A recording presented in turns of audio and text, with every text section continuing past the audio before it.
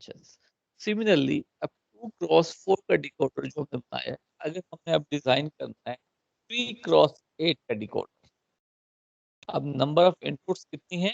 3 और number of output हो जाएंगी 2 रेज़ पावर n, तो टोटल हो जाएंगी 8। अब ये ट्रुथ टेबल आ गया। अब देखो इधर Yes, sir. Number of inputs और 3, ये नंबर ऑफ इनपुट्स हैं x, y एंड z।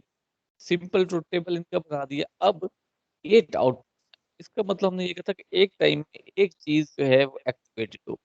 जब पहला कम्बिनेशन आएगा 0 0 0, तो डी नॉट की वैल्यू 1 हो जाएगी यहाँ पर, बाकी तमाम वैल्यूज 0। जब नेक्स्ट कम्बिनेशन आएगा 0 0 1, तो डी 1 यहाँ पर ये 1 हो जाएगा, बाकी तमाम वैल्यूज ऊपर भी और नीचे भी will be equal to 0। Similarly आगे चलते जाएंगे, जब डी 7 में पहुंचेंगे, जो 1 1 1 का कॉम्बिनेशन आएगा तो डी 7 1 हो जाएगा और बाकी तमाम वैल्यूज 0 हो जाएंगे। और ये तमाम 1 इस तरह एक डायगोनल में आ रहा है। ये तमाम वैल्यूज ये 1 जो आ रहे हैं, ये इस तरीके से एक डायगोनल वैल्यूज आ रहे हैं। पहला कॉम्बिनेशन आएगा 0 0 0 का। अब देखो कोई और आउटपुट जनरेट नहीं होगी, डी नॉट है, खाली 1 है, आगे डी 1 भी 0 है, डी 2 भी 0 है, डी 3 भी 0 है, इवन डी 7 तक तमाम आउटपुट 0 है। Whenever this combination will come, only a single output will be activated, and that is D naught for the specific combination. For the next combination, when it will come, जब इसकी बारी आएगी, एक ही combination output का active होगा, that is D1, बाकी तमाम combination 0 हो जाएंगे। सिमिलरली इसी तरह होते होते अगर जब 1 1 1 कॉम्बिनेशन आएगा, तो एक जो आउटपुट कॉम्बिनेशन इसका बन रहा है D7 का, वो एक्टिव है, बाकी तमाम वैल्यूज इक्वल टू हो गई है 0। इसका मतलब है ये आउटपुट एक खास स्पेसिफिक इनपुट कॉम्बिनेशन के ऊपर एक्टिव हो।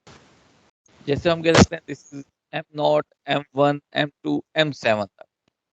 इस केस में M7 आएगा तो खाली D7 एक्टिव होगा, बाकी कोई एक्टिव नहीं होगा। M नॉट होगा तो D नॉट एक्टिव होगा, बाकी कुछ एक्टिव नहीं होगा। अब सिमिलरली अब इसका जब ट्रुथ टेबल बनाना होगा, तो ट्रुथ टेबल तो इसका बन गया, इस के मैप बनाना होगा। अब इसे के मैप बनाने का फायदा कोई नहीं। रीजन इज कि ये जब डी नॉट का हम इधर के मैप बनाएंगे, तो इट कैन सीन कि only a single one is there. ये ग्रुप नहीं बना सकता। We know the combination of D naught, that's the and gate of X complement, Y complement and Z complement. इसकी जरूरत नहीं है के मैप बनाने की। इस तरह डी वन का भी सिनेरियो है, खाली एक वन आ रहा है। इस तरह डी टू का भी वन है। सिमिलरली डी 7 तक हर टाइम में एक कॉम्बिनेशन की वैल्यू 1 है, तो हम उसकी इक्विवेलेंट जो एंड गेट की वैल्यू बन रही है वो लिख देंगे। इस सारे सिनेरियो में हुआ क्या, अब हमारे पास 7 एंड गेट लगेंगे। डी नॉट के लिए जो गेट यूज होगा उसकी वैल्यू होगी X complement, Y complement and Z complement. और डी 7 के लिए जो एंड गेट होगा that will be X, Y and G. ये देखें, 3 इनपुट्स आ गई एक्स, वाई एंड जी की। डी नॉट के लिए जो पहला पहला कॉम्बिनेशन आ रहा था that is X complement, Y complement and Z complement. तो हमारे पास डी नॉट से डी 7 तक की 8 एंड गेट यूज कर रहे थे। अब ये हमने सबसे पहले इधर 8 एंड गेट लगा दें।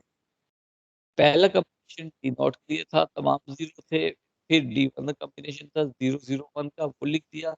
और सिमिलरली डी 7 के लिए तमाम 1 थे, तो एक्स वाई जी।